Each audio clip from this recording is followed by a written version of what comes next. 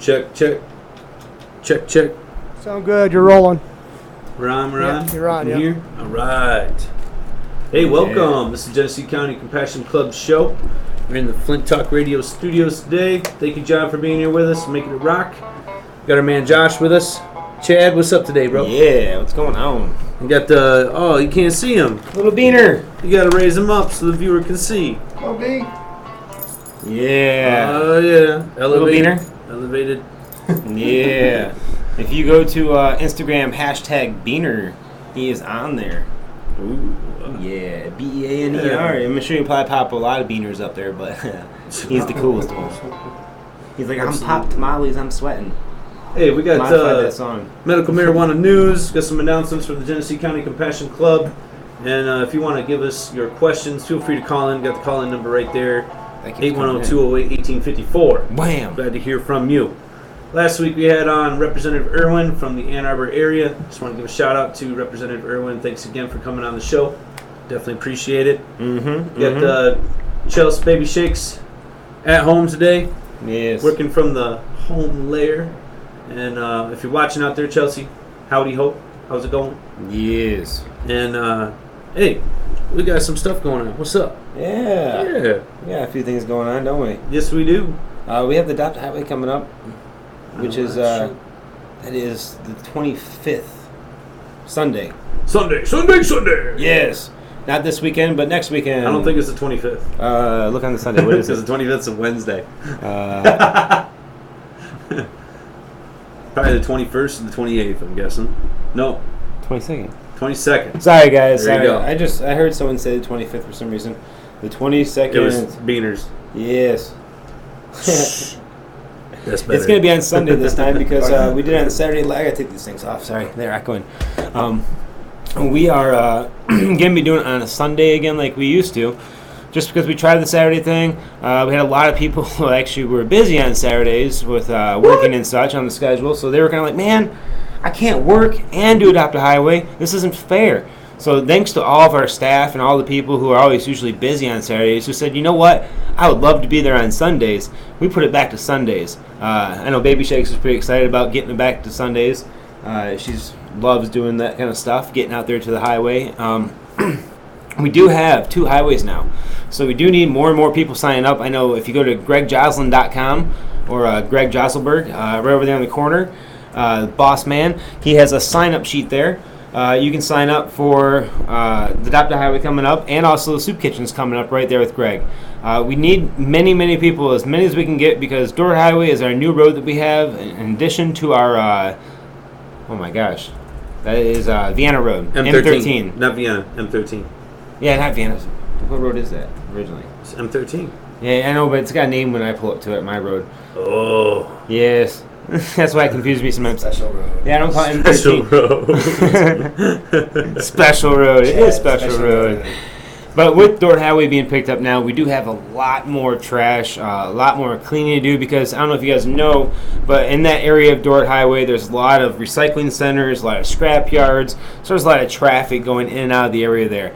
So we really need to bond together here and get as many people as we can and clean that one up and make it shine like a crazy brand new diamond because it needs to. Like Door Shine Highway, on, you crazy diamond. it does.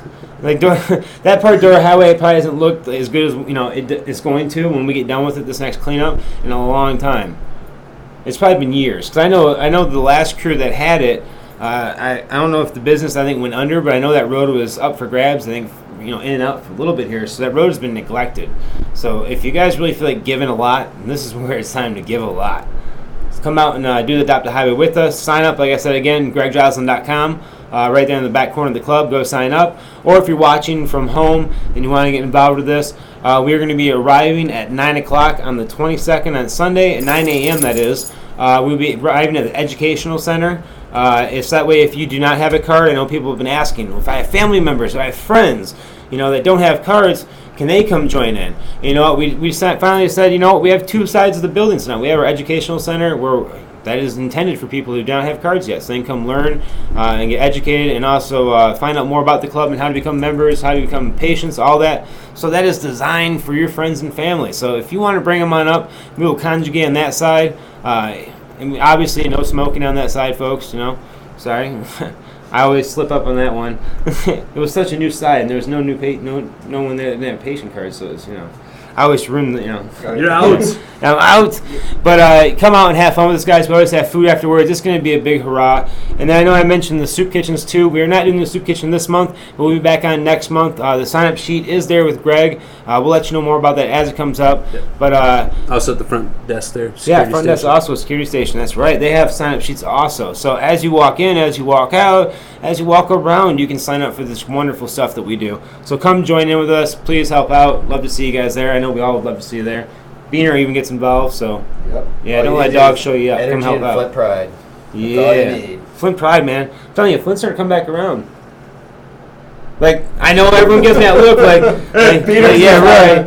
Everyone gives me that look like, He's not buying it. Maybe not economically quite yet, but I more and more I've seen this summer with Flint, and I read more about with people in different groups starting to get back to the community more and more this year. More than I've seen last year in a couple of years. Maybe not like businesses giving jobs to people, but for some reason it just seemed to me that I've seen a lot more this summer in Flint with positive things going on, like back to the bricks, the crim, all that good stuff that we have every year. It's just been growing and growing and growing. And I know Flint, it's our home, so we gotta be proud of it, and I'm still pretty proud of it. We're growing, we're getting back there.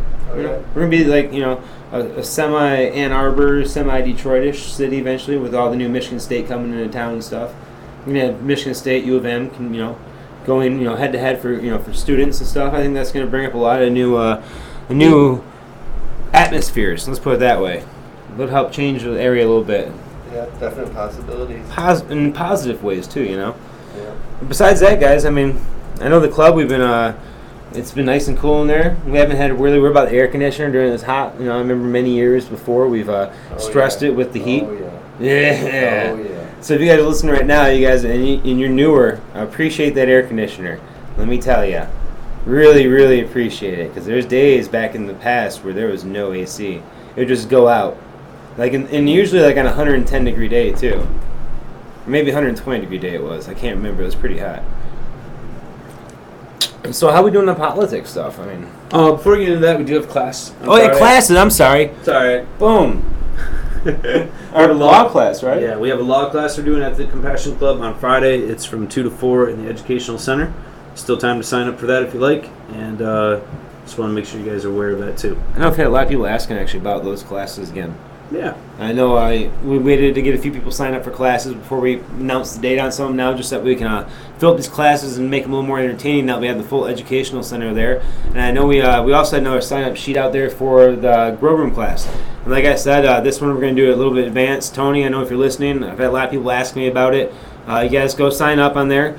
I'll even personally come around and, anyone I know on that list, anyone I can, if I don't know yet, I'll try to figure out who you are and try to figure out the best day to do this class for you guys if you want to get 10 people or more signed up. So let's do some more classes, guys. We got a lot coming around, and we've been talking more about our plant lab and stuff, It's going to be a pretty exciting fall coming up, I should say. We have a lot in the works right now, I think, with getting people educated in all dimensions. Dimensions. Really, we do. We have all of them covered pretty much. What about the 5th one? Oh, we got the 6th and the 7th even. Wow. Yes, can't let you guys know about that yet. Pretty impressive. Those are for the advanced classes. Absolutely. We channel Einstein for that one through Beaner. Yes. That's going to work. You know he's a medium? There you go. Yeah. He channels only very knowledgeable dead people's histories. At $5.99 a minute. Past. Yes. $5.99 a minute. You're not even talking a Jamaican voice for you. Yep. If you find the quarter slot, let us know. Don't use it. We do have some news for you. I know that the medical marijuana had a big... Well, actually, I shouldn't say medical because it was more about just marijuana, but there was a Senate hearing yesterday. For those of you that are able to tune in, this was at the federal level, and this was requested by Senator Patrick Leahy, I'm not sure how you say his last name. He's a Democrat from Vermont, and he had a hearing there at the Senate yesterday talking about what are we going to do federally for marijuana versus what's happening out in the states. Obviously, we've got medical marijuana laws going across the country in a whole lot of different states, just had 2 states pass legalization measures this year. So certainly things are changing, and we are in conflict with federal laws. So this hearing was to discuss that, to discuss some of the pros and cons. Both sides are represented. You had Dan Riffle from Marijuana Policy Project representing the medical side and policies changing towards, I guess I would say proactive marijuana. And then there was some other ones. I believe Kevin Sabat was from the other side of the story, talking about how we should not be legalizing marijuana and we should not be changing federal laws. But clearly, we've got a conflict going on here. We've got people participating in medical marijuana programs across the nation, and there's some definite conflicts of interest there going on. We have people trying to participate in these systems from one aspect, looking at trying to become or stay legal within their state's guidelines, running into different black flags when it comes across the federal government. So there's some interesting rhetoric from some of the people that spoke. One of them was a former, or I guess I should say current county sheriff from the California area, speaking about how the drug war failed, which we've heard this over and over again, but it was kind of interesting to hear that being testified in front of the feds. You know what I mean? It's a big deal. Oh yeah. There was another one, a Superior Court judge, retired Superior Court Judge James Gray, also testified in favor of the bill or legalization in California. Oh, I don't know. Sorry, wrong one there. But U.S. Attorney General Holder, obviously he was stated last week in his memo that came out about that they would no longer interfere with states like Washington and Colorado that now have measures. But we need something more than just a statement. We need something more than a memo being sent out, and that's really the concern here. We've got to have some change, whether it be rescheduling of marijuana on a federal level, or potentially legalization, or something along the lines to ease some of these issues. I mean, one of the major issues that we have coming up over and over again is the government spending money on the drug war when it just doesn't work. We need to have revised policy change there. We need to see some different types of approaches to handling drugs in this country, whether they be just drugs in general or marijuana specifically. And we certainly need to have some kind of change there going on. One of the big questions that they were throwing out at the hearing was, are we using the best use of our taxpayers' dollars? And I think that is one of the big questions that we have, and it certainly doesn't seem to be working. Prohibition is not working. Certainly, you can see that. And then, what are the alternatives that we're looking at? Taxation, regulation. Now that we have industry starting to step in, certainly in states like Colorado, Washington, California, how are we going to deal with this? And it's the cat's out of the bag, that's for sure. So where do we go next? What's it going to look like? These are the things that they're discussing. I mean, it's what we need to move forward on, for sure. It is awesome if it happens like that. And it's just, I feel like there's a lot of opposition. There's a lot of politicians out there who are taking a personal stance against it and not what their people or their constituents below them want. You know what I'm saying? Like, the people are speaking in numbers. I know the percentages. Yeah, I know there's still 40%, 42% of the people who might vote no, but then how many people didn't even vote that would vote yes? And, it's the people that actually go out and are registered to vote and actually go and vote for these kind of things and take these polls are usually the people who are the ones who are always naysayers, or like usually the ones that are more on stuff, more apt to knowing what's going on and stuff. So if those people are all saying like, this is a good thing and it's starting to change, I don't know. I mean, you take all the people who aren't registered to vote and you get them active and you start getting people voting, I think you'd have like a 75%. All of a sudden, people approving, legalization, or approving decrims, approving medicinals. I mean, any way you want to slice it, it's just the way of the future. But the really big part, though, Jeremy, that everyone knows is just really the thing is the industry. You have the hemp industry, you have the medicinal industry, you have such a big, scary thing called medical marijuana and industrial marijuana to a lot of people who are called industrialists. A lot of these people who have wood, who have natural crude oils, I mean, your fibers, all that, even foods. I mean, we all know, like we talked about the hemp seeds before and stuff. all those industries out there, if you guys ever watch History Channel, you can see all these big people like Vanderbilts and, all these Rockefellers and stuff that have made and sculpted America by all these big industries coming in and setting the way for all of our ancestors to have careers and jobs and to better our future that we have now. But the bad part is those things start eventually to get where they aren't as useful anymore, where they aren't as practical to use anymore. And the hard part is you have all this industry built on that stuff, and then who's going to be the bad guy to say, you know what, we really don't need you no more? It almost needs to be more like a friendship where we're saying, like, hey, instead of getting rid of you, how about we all work together and we make this thing work beautifully? You have all the buildings, how about you start okaying things and making it work without getting too crazy and industrialized? I mean, they can do it. It's just that part right there scares a lot of people, and on both ends. And that's the part that is really the big, I think, fear factor for everyone. Well, I think some of the arguments that are being brought up, and some of the ones that are even brought up at the Senate, talking about, the regulation of it, worried about, the marijuana being put into the wrong hands, hands of children and so forth. And I think, alcohol is an example of that, where you see that, it is very difficult for children underage, minors, to be able to access alcohol through a regulated system. And there really isn't a black market alcohol system in this country, not like there was back when there was prohibition present.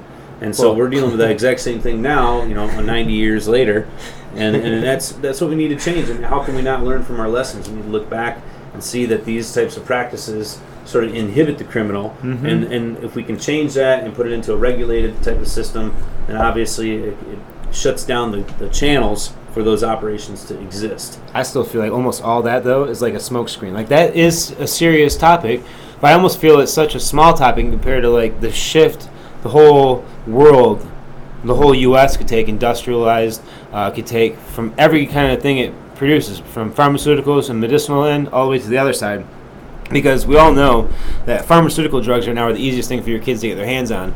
And it's because the parents are prescribed them in masses, and even the kids nowadays are prescribed like Ritalin at the age of 10. So you're giving your kids speed. And so if you're giving your kids Ritalin, I don't know if you guys know that, it is speed.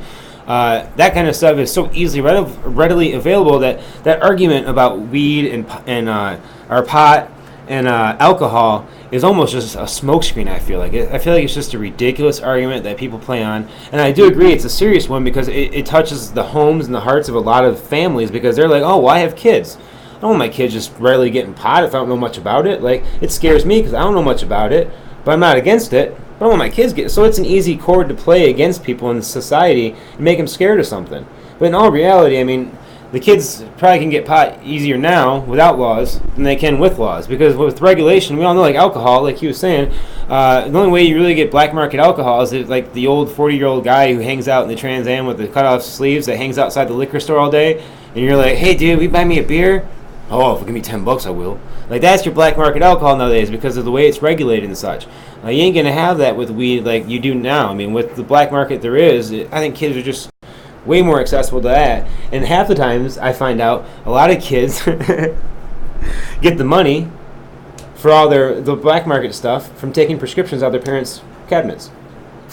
That's a concern. Yeah. I mean, definitely. There's no question that prescription drugs are being abused, even by people who have the prescription for them. Mm-hmm. That's definitely a concern, and it's something that we're finding in the medical marijuana industry, that a lot of people have been able to scale back their prescriptions, find out that they don't need those or don't need as many, and it certainly is a safer alternative than some of the ones that they're looking at.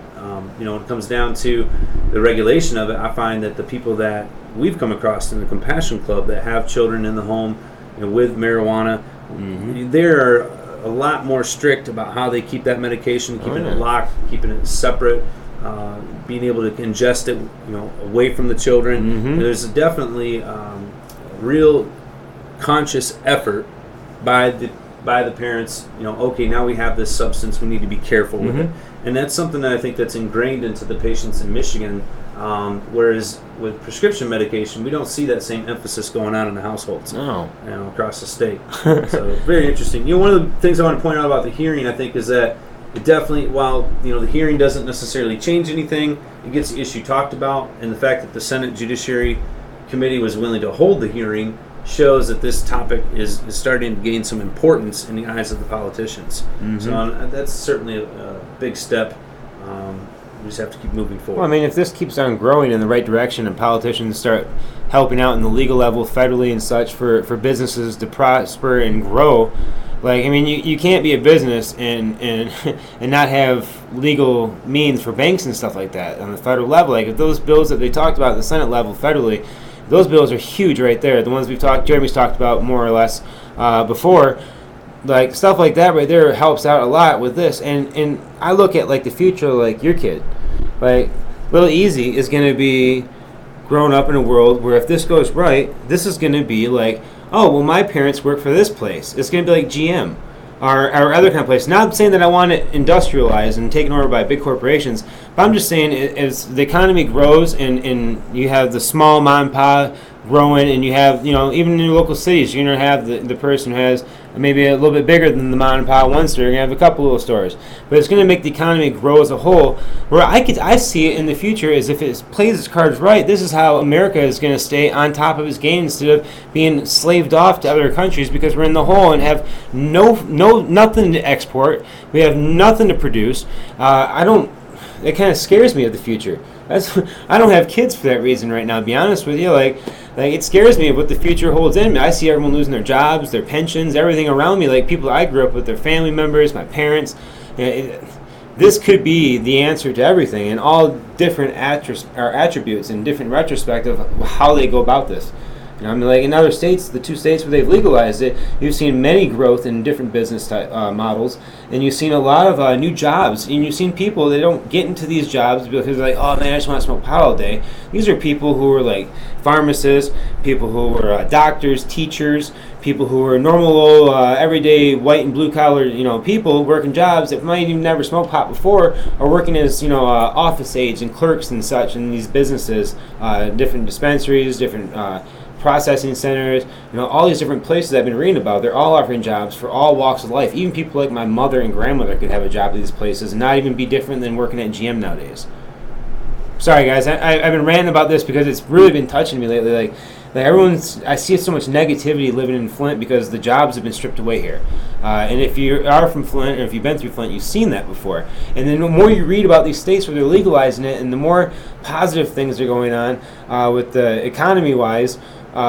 You read the stories about the mom who was a teacher who retired, who had no source of income coming no more and was losing her pension, and then all of a sudden is a clerical aide, works at a counter at one of the medical centers, for a doctor's office and such in Seattle. Or not Seattle, but California. And I read those over and over again, like the ma and the son, who go into business together with a little greenhouse. Like, that is the future. And if we don't see that and keep talking to our representatives, our House, our Senate, state and federal levels, it's never going to get done. And like you were saying, there is still the oppositions of people who just have the negativity part on both levels. And I think that's something that you're bringing up is a good point. We have to, at the same time, we want to move the industry forward, but yet we don't want to regulate people out of business either. Not at all. And I think that we have to be careful about how we present these things to our representatives in government and so forth, because it could very easily turn out to be that type of a situation where we're once again taking everything from Main Street and putting it to Wall Street, and that kind of mentality really has to stop. Regulation doesn't necessarily provide safety; responsibility does, and that's what we really need to ingrain into our children and into ourselves, is that it's our job to make sure we're living a correct, healthy life, being good examples to the people around us, and actually caring about society. Like Joe Rogan said the other day, a comment I saw, you could abuse the hell out of a cheeseburger. That doesn't mean we go close down all the burger joints. Mm-hmm. And it's a good point, because we have to at some point stand up, take personal responsibility for our actions, and quit relying on government or other forms of authorities to step in and say what you can and can't do. Mm-hmm. Because at you're all going to be black market at that point.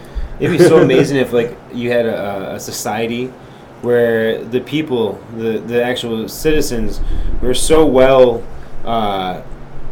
taken care of, and the way they present themselves, and the way they take care of their own people, and the way they work together, that you didn't really need to watch the news and be like, oh, this government's controlling their people, or this government has to do this to make their people stop doing this. Like, wouldn't it be awesome if everyone just worked together, where the government's like, well, shit, I think I'm going to go home early today. I know it's Thursday, and I know I really haven't done nothing, but wow, people in my district, they rock. Like, they already called me and told me what they want. Like, I have a 95% of the people here said they want the roads fixed this summer instead of this and their tax money. Awesome. Thank you. Wow. Like, that would be awesome. Like, all you gotta do is everyone get a little bit involved. Like, we always talk about the voting thing. Call a rep. Like Jeremy was just saying here, like, we have to kind of guide this, and it really doesn't take much if everyone just pitches in a little bit. And that's like a few minutes, a few letters, an email. It could be a few dollars to even an organization that you feel strongly about that represents you in a positive fashion that has good lobbyists. Look for that. There's quite a few in Michigan that have been spawning up, and there's quite a few nationally.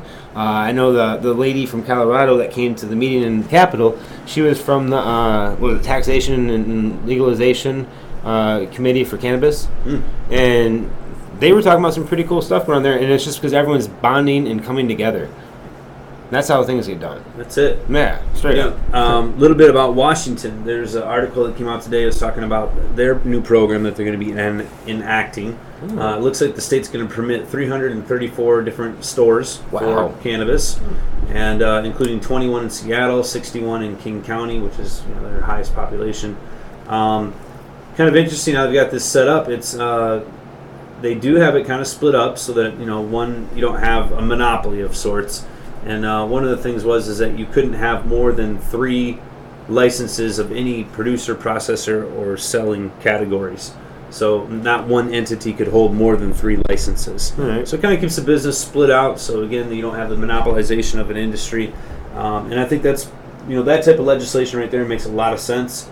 And I think that's a pretty well put together program.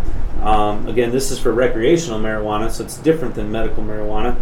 But it is still being regulated, and some of the other things in here they have is limitations on the size of gardens, limitations on the areas that they can be put up in, and then a regulatory body from the state to make sure that these people are following the rules as well. So it's pretty good. I know one of the things in Colorado they're battling, or at least they're talking about, is the taxation of it, and sometimes we have to take a look at that and see, are we putting the cart before the horse? One of the things was they had up to a 30% tax on this cannabis. Well, it could kind of make it unaffordable at that point or something. And not that it shouldn't be taxed, everything else is, but it should be done, I guess I would say, reasonably. There wasn't any info in here that I saw as far as how Washington's would be taxed. I don't know, they've got that. I'm sure they're going to have that set up pretty well. They do have it broken down per county area, how many dispensaries would be allowed to be done, and it will be controlled through their liquor control board. So you have an already set up governing body who's already handling controlled substances in the state, well versed in that, and then now they're adding this on. So even at the state level, they're adding on jobs, obviously, to take care of that as well. So that's a good thing. I got some good news. Yes. I love my numbers. Just for all you people out there who love the numbers and things, in Washington right now, how many dispensary licenses are they going to put out? You said 300 and what? 334. Yes! All right, in the state of Washington, we all hate corporate Walmart, but there's so many freaking Walmarts. But in Washington, there's only 63 Walmarts total in the whole state, and that includes supercenters and small ones. So we're gonna actually outnumber Walmarts and this shit, which is awesome. So that's a good number. See right there, like I was just talking about the jobs and the industry, putting back to the economy and all that stuff I just talked about. It just shows you right there. We can screw Walmart if we really want to eventually. The Cannabis Nation could.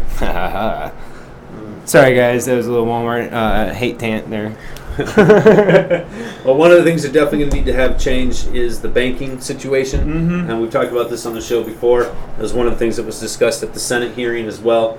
But allowing medical marijuana businesses to do and have bank accounts to work with banking institutions, and that way the banks don't feel like they're going to take place or take part in helping a drug cartel or so on and so forth. But that's one of the other things that has to be addressed too. 340 businesses, wherever it was.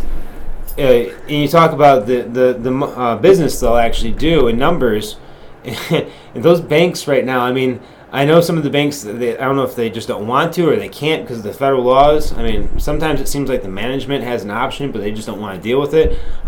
If this gets changed, that's a business for you guys, the bankers. I know you guys have little love your pockets laced with gold lining and stuff, and that's a lot of money you could be getting for banking just by opening your doors up and letting this happen. And on top of that, that's a lot more money going in through the economy and taxes and everything else we talked about. That's a lot of businesses. Like I just said, there's 63 Walmarts total in the state of Washington. Like that, I know that's not a lot, but it is. Like Walmarts are huge, and you're going to have 340 new businesses popping up. Like that's a good part of control right there. If you have those businesses working in action, you got a big chunk of the state's money coming in, helping out the state, the citizens, everyone about the state, making it 30%, right? Yeah, like 30%. Where's Walmart ever been 30% right? Yeah, I mean, shoot, this is the future, guys. Like I keep saying over and over again, make those calls, make those letters, get out and talk to people, be active. I mean, while we're talking about legalization, there's a couple other places that had different proposals set up.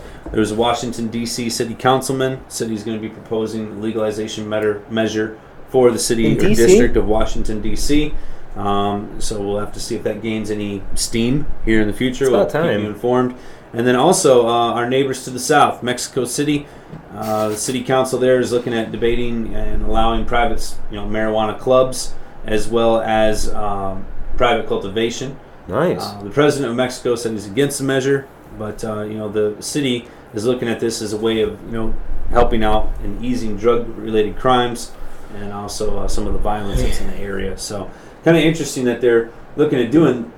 Here we are. You got Mexico City. Obviously, has got a reputation, drug cartels, so on and so forth. A lot of violence there, gang-related violence, and the way that they're looking at easing that or eliminating some of that violence is by saying, "Here, let's legalize it, let's regulate it," which is the same thing we've been talking about. Mm-hmm. So, I mean, it's clear that we know what the answers are. We just have to move forward to get to those solutions. Back to medical marijuana stuff. We did have a couple things we want to talk about. One of the things that came up last week is we had the Michigan panel reassembled at the state, and one of the conditions that they're looking at potentially approving is PTSD. Thank you. So they did review other conditions such as autism, Parkinson's, and so on. But one of the ones that's actually gaining some acknowledgement by the panel is PTSD. We had a couple people testify. Numerous letters are written. And this is the second time that the panel has considered this condition. The initial votes on the condition were a majority of yes, and they will have to go through their process to get this thing added on to our law. The director will have to approve it. The director for the medical marijuana program at LARA will have the ultimate final say.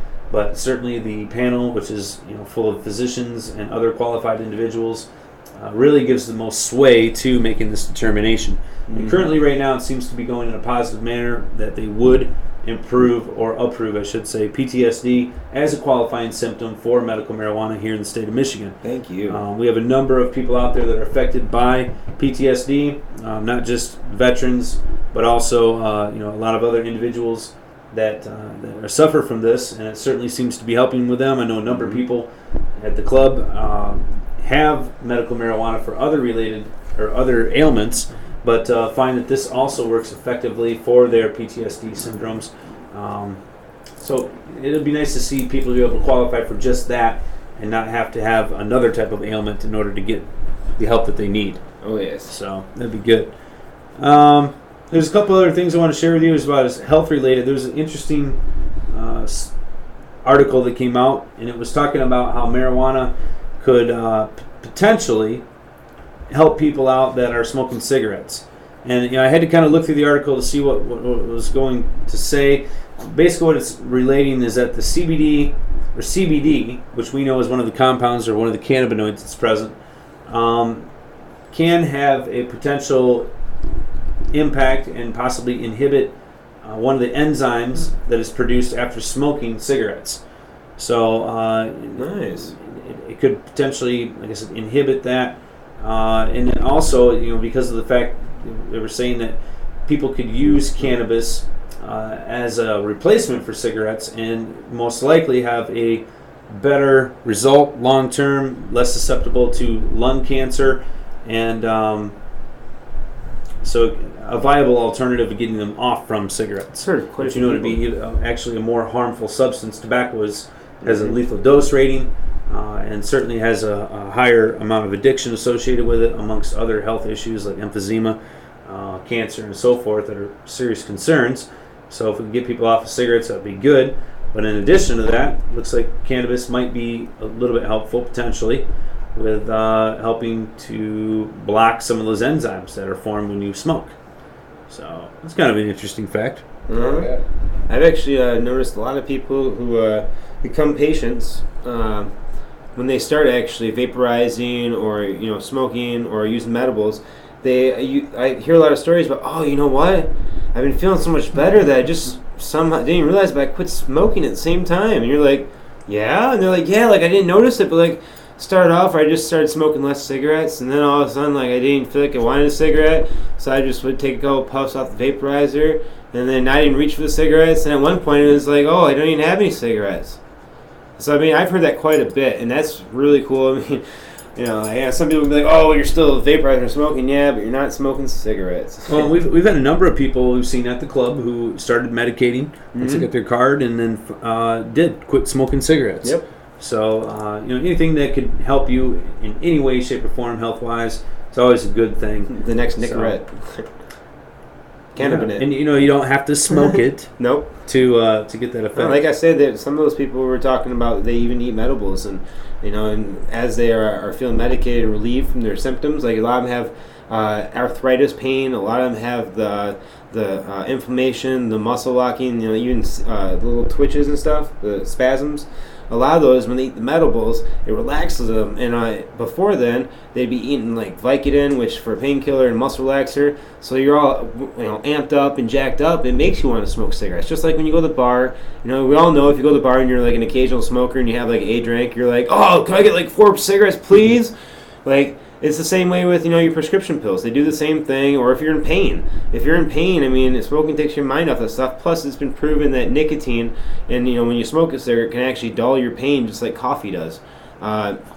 So I mean, it's on your mind. So when you replace it with other more healthy things, it's a lot easier to quit those things, and you aren't even realizing you're doing it with this, which is the best part. It's not like you're going out buying like, oh, I need Nicorette or I need what's the Shantax. Like, you're not going out and buying it and trying, so you're not like sitting there like, this isn't a competition for yourself. Then you're like trying to stop. With this way, people are just weaning themselves off so naturally, and they're feeling better and healthier that I don't even want to smoke. That's a good thing. Yeah. Score another win for CBD. There was a study that was done at the College of Medicine and the University of Al Asa, Saudi Arabia. This study basically was published in the September issue of Environmental Toxicology and Pharmacology. Basically, they did a study on lab rats and found that when CBD was administered and also in conjunction with doses of Doxil. Now, Doxil is a drug that's used to fight chemotherapy or used in conjunction with chemotherapy. Obviously, it's used to fight cancer. That's what I meant to say. It has an effect on the heart. And it seems that when these rats were given CBD along with their Doxil, then there wasn't any issues with the heart. There was no detectable heart issues associated with the Doxil, which would normally be the case. So very interested. I mean, Doxil, it says here, is designed to stop or slow the growth of cancer cells, but it may lead to cardiac toxicity. So this here, combined with CBD, could potentially be a safer drug for people that have to use that when they're going through chemotherapy. Well, I wonder if it would the cannabinoids would somehow like bind with the prescription they're taking and help flush out of your system. If that's what they're saying, like it will help maybe flush it without leaving the system. Somehow it helps protect the heart from the side effects of this drug. So it's probably bonding with it somehow, or maybe so. I think the interesting thing is, you got the CBD awesome. Here. A couple things that are good for CBD. We had talked about one of the researchers that came out from Harvard last week about how THC was known to actually fight cancer cells. And we have been hearing about from numerous patients and different sources about how use of cannabis as a cancer fighter is being effective. Actually, let's restate that. We have heard, but we've also witnessed and seen personally many people through our club that have came in and probably would not have been coming back in ever again if it wasn't for this medicine. And they are up walking around in our wheelchairs. A lot of them, they've been back and have no trace of anything in their body anymore. completely in remission. So we've actually seen it. Sorry, I just had to clarify that. It's true. You say, well, how can you see that? Well, actually, They're one still person alive. I saw was still alive. Yeah. One of the examples I saw is a person had skin cancer. By using a topical form of cannabis, they were able to reduce, and you could see the reduction in the skin. It was absolutely amazing. All right, another report here I want to share with you guys. This was marijuana receptors. So inside of your body you've got marijuana receptors. Believe it or not, they call them CB1, CB2s. Won't get too technical here, but basically you have these little things inside of your body that are actually meant to receive cannabinoids. You also have these things inside of your body that produce cannabinoids, all naturally, all on their own, without using any type of marijuana. And we're starting to get more and more research on this. It's kind of interesting, and we're starting to find out what are the effects of these endocannabinoids, and that's what we call these things inside of your body. When your body produces its own cannabinoids, they're called not endo. He feels left out. Inside. What? Because he's like, I got those too. That's right. All mammals have them. Yay! Yep, There we go. So it's not just humans. All mammals have these endocannabinoids. All mammals have these cannabinoid receptors. Go figure. So this was kind of an interesting. It was performed by scientists at Vanderbilt University, and it was a drug aiming to ease anxiety by triggering the molecules in the brain that respond to the cannabinoids. So this drug would trigger your CB1 receptors, and that would somehow have an effect on reducing someone's anxiety. It's kind of interesting that you would create a drug to activate someone's endocannabinoid system. So there's one approach. Obviously, the other approach would be supplementing your cannabinoids. So there's two different ways you could probably go about doing this. We've certainly seen in patients have positive effects of relieving their anxiety through the use of cannabis. And it's kind of the same effect where we're supplementing one, the other one we're triggering the body to try to get it to produce its own. It's way safer than benzodiazepines, which actually are one of the few drugs on the market that you can get from your pharmacist that will actually kill you if you stop taking it as prescribed because of the withdrawals. Go figure. Go figure. Go figure. So that means Xanax, Valiums, all those. It's serious when it says take as written. I imagine so. Yes. Another study came out. This one here I won't get into too far, but basically was saying that marijuana could help treat Alzheimer's. I believe this has to do with coding the neurotransmitters in your brain. But it's interesting that almost every week we're seeing new information come out from all over the world. Like the one study was from a university in Saudi Arabia. Last week I had one from University of Harvard, and there's Vanderbilt University. Lots of different studies going on about cannabinoids, endocannabinoids, receptors, and so forth. We're starting to see just how effective this medication is, and I think it's good that we're looking at expanding the qualifying factors here in the state to include other ailments. But I think it's also even more important that we continue to have patients testify to the benefits that they're receiving from this drug so that we can see and hear about. I mean, you guys are the ones out there really doing more research than these universities ever could hope for. You can see a lot of these are done by lab rats, controlled studies, and we need those studies as well. But we also would like to see more and more of our own patients stepping forward and saying, hey, this actually I got it for this ailment here. Couldn't believe it. Got home, found out it worked for this too. Yep. Oh, yeah. And me. Yes. Beaner did some research too, and wanted to say also, guys, it's in California. If you actually Google, it's worth a Google, canines in cannabis. You will find veterinary. First of all, the American Vet Board, or the American Vets Association, whatever it is, their online webpage will actually have an article on there, which talks about they are showing that cannabis for canines is aiding as inflammation, is aiding for arthritis, is aiding for muscle spasms, is aiding for pain, and also in aiding in help fighting cancer in dogs. I just put, unfortunately, our second dog down this year. We had one that was 16 years old, unfortunately, in April. Beautiful dog. Lived a wonderful life. And then we had a second one just recently. My boy Sensei, the three-legged one. You guys probably seen him all over online and stuff. He had cancer.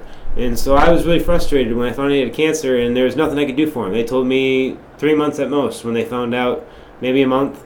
So I did a lot of research, and I did find out, it was too late for me to really do anything to save his life, obviously. I would have tried my ass off if it would have worked, if it would have been worthwhile, put it that way.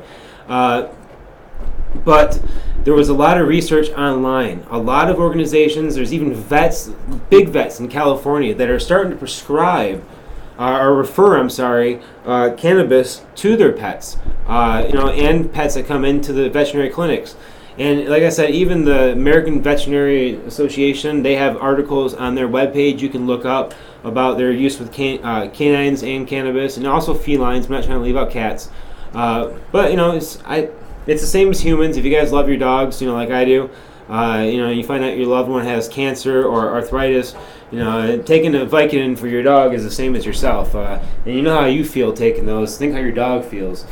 And your dog can't talk about it either, so... I don't know. It was just something I've been doing a lot of research and reading, just to find out if it was even a feasible thing. I don't want to be thinking about it and thinking it's inhumane and reading online that it's terrible for dogs and stuff. And I always knew that mammals were fine with it, but to read more about it and to see that even the American Vets Association and then California, a bunch of vets, even clinics are starting to work with cannabis in their canines. It really, again, lightened up. Wow. Look at that, how wonderful this is. You can use cannabis on our natural selves, on our animals, for cancer, for all sorts of things, like we were talking about. All right, there you go, guys. That's all I got for you for canines and cancer and cannabis, though.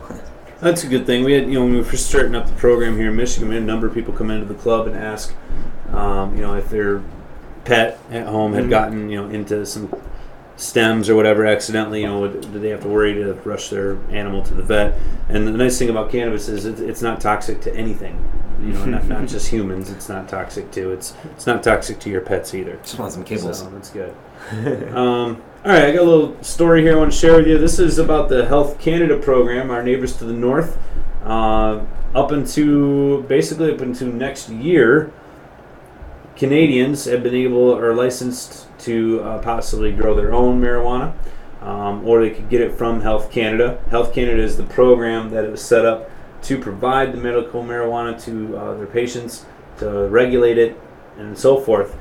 Basically, this article here is stating, and I'm reading from MediReview.com, Health Canada is getting out of the medical marijuana business, and under new regulations, basically, users or patients are going to have to get a prescription for the medication. The current program right now has, they say, 26,000 Canadians who have access to the program. And basically what they're looking at doing now is that patients the government anyways, will no longer be licensing personal growers, and by March of 2014 they will only allow commercial growers. So patients will be getting their prescriptions and then getting it from a licensed commercial provider, and that will be occurring after March 2014. So kind of interesting here, and they are saying also that the cost is going up. Currently, right now, they say the marijuana in Canada is around $5 a gram. However, under the new program, the price may rise up to $8.80 a gram. So it's a pretty significant increase if you're looking at getting more than a gram, obviously. It won't be that good either, probably. Yeah. Prairie Systems out here. Yes. You guys know Prairie Systems, are the ones who had was it the corn that they were doing with the penicillin back in the days? They had all the outbreak where they had to go through and pretty much take down all of this corn all over the parts of the country because of the release of penicillin, or growing in the corn. So if you would eat the corn, you could die from it. Oh, wow. Yeah, they had that's one of the things back in the days. I remember if you look up Prairie Farms, that's one of the reasons they go down underground now inside tunnels, is because they had a big outbreak of some of the stuff they do. They're kind of like Monsanto. You guys need to check them out. They're really scary. Monsanto, sorry. They're all the devil, you know what I'm saying? So, but if you go check out Prairie Systems, I've heard more and more about what they actually are. And if you really look into what they are, they kind of scare me. Like, they're just like Monsoda. How do you say it? Monsanto. Monsanto's the guy that comes in the club. On Yeah, Friday. there you go. That's what's happening. Sorry, I'm bad with names and stuff. It's like a Spanish soda. Mm-hmm. Monsoda. But Prairie Systems, they are the ones who are doing the Canadian grows, but they also do a lot of research on genetic breeding and stuff with plants and agriculture, which is really, that's what I'm saying. They're just like, GMO kind of stuff. And pretty freaky. Like, I don't want them growing my medical marijuana. Like, they'll be putting like Prozac in it and stuff. Well, I think they mind actually have controllers. some kind of immunity, above the law immunity, so it doesn't really matter what you want. Well, I'm talking about Prairie do it anyways. Yeah, true. And then why should a patient have to get it from a commercial provider when they can provide it to themselves? You don't have to go to Walmart, do you? Not yet. There you go. Not yet. Not yet. Not yet. Even with pharmacies, we have multiple choices. Don't forget, guys. Yeah, don't forget that. Hope something's included in that 30% tax. How many Walgreens and Rite Aids and CVS's are literally, you could stand in one front parking lot of one and throw your cell phone across the street and land in the parking lot of another one. Like, I know where I live, there's a CVS and a Rite Aid right across the street from each other on the same corners. Like, right now, not the same corners, but right there on the same side of that intersection. And then they're actually putting in a value right or whatever it is, like 3 buildings down. It's like, really? But they still have those options, though, for pharmaceuticals, so why can't we have multiple options for ours? There you go. All right, there's a little funny story here. This is from the DallasObserver.com. Also get it from Talk of the Town. But this lady here, she's driving around in Texas, and she's got marijuana. It's 3 a.m., and she's got the windows rolled up. She gets pulled over, and smoke billows out. It just reeks. And this is... She didn't have her freedom card from normal, although I don't know how much that would have helped her out, being that she was breaking the law. But basically, she just threw all common sense out of the window and decided to attack the police, threw her marijuana, and then proceeded to kick the police in the groin. Whoa! Clearly not Not the right response. I don't think they like that. Clearly foolish. This is just a silly reminder that, even though you may have a medical marijuana card here in Michigan, you need to treat your authorities with respect. And also obey the laws. Driving around smoking inside of your car is not legal. It never has been. It never will be. And we need to make sure that we're being examples and treating this medication as a medication with responsibility. And you don't see people driving around, trying to do shots of Vicodin or whatever it is. Obviously it's a silly example, but it really boils down to being sensible, responsible, and if you expect people to treat you that way, you have to first step up and be that way first. So just encourage you all to make sure you're minding your P's and Q's. Make sure your medication is not accessible when you're driving down the road, and that it's not accessible to anyone else in the vehicle either. Make sure you've got your limits down, that you're within your limits, and you should find that you'll have a pleasant experience if you should encounter law enforcement. What do they call that? Self-regulation without having to be regulated by others? There you go. That's what we were talking about before. Yeah. So if you don't want to have excessive regulation, then you got to be responsible. Self-preservation through self-regulation. like literally, as the seatbelt laws and all this other stuff has changed as I've been growing up, I've always joked about this, but I'm dead serious about it nowadays. I really think one day we're only going to have sporks. Because steak knives are too damn dangerous for people. You can shank someone. If you don't like your meal at a restaurant, you can stab the chef. And forks. Forks are pretty dangerous too. And I know for the own personal well-being of our citizens, we might have to outlaw those eventually, just to save a few people. So we just need sporks with serrated edges? You didn't get that. You're just going to start eating meatloafs. Oh, there you go. Everything have to be pre-ground. Yeah. Ooh, that doesn't sound good. I'm not a meatloaf fan. Like, hey, I joke about this, but like, hey, when all these laws start coming out, we're like, you have to be told to wear a seatbelt. We're like, common sense would just tell you like, oh, hey, I bought a car and I paid for a seatbelt and it will save my life. I should probably wear it. Like, when we start having laws that have to regulate ourselves with common sense things, it really scares me. Yeah. I saw a question the other day that somebody said, how do you grill meatloaf? And I thought, what? I don't think you do. I think you just throw it on the ground. Don't grill your meatloaf. That's the tip of the week. Cool. Guys got anything else this week you want to share? Nothing this week. All right. There will be more coming, though. I know we have a first Thursday of the month coming up next month. Our member meetings. Yes. With that coming back around, we'll let you know more about it. It's not quite yet the first of the month yet. We'll let you know more about that. And hopefully, some of these new cool things we've been hinting about will be coming around soon with the classes and everything else. So hopefully this, like I said, it'll be an awesome fall for you guys, and we'll have some good news for you guys at the first member meeting. So if you haven't been to one in a while, I recommend you get to it. Sure. And if you haven't, if you have a friend that comes to the club with you, and he hasn't been in a while or she hasn't been in a while, bring him too. Because the more people we have there, the more people know about what's going on in the club. And we go over all sorts of stuff, sorts of stuff prevalent to you as a member. Stuff that outsiders don't get to know. So that's part of being a member. Well, it is inside. You have to be a member. And if you're not a member and you're wondering what kind of stuff we talk about, you can come and become a member for only actually, there's really no cost to becoming a member. It's only $20, but that comes with a free T-shirt. So really, you're giving $20 for a year-long membership, and you're getting a T-shirt that's worth $20. So it's kind of like one of those buy one, get one free kind of deals. So come on down. If you become a member for only $20 for a whole year, you can come to our secret meetings. Peter said something about late night. Yeah, late night. Yeah. Oh, that's right. Sorry. I don't usually go to late nights because it's too late for me, but my little beaner right here, he loves late nights. He's a rager. Actually, on Fridays, I don't know if you guys have been paying attention, but there's a crazy amount of cars still out there on Friday night. It's because from Friday in the morning from 10, we're open to 10 p.m. So 9. 10 a.m.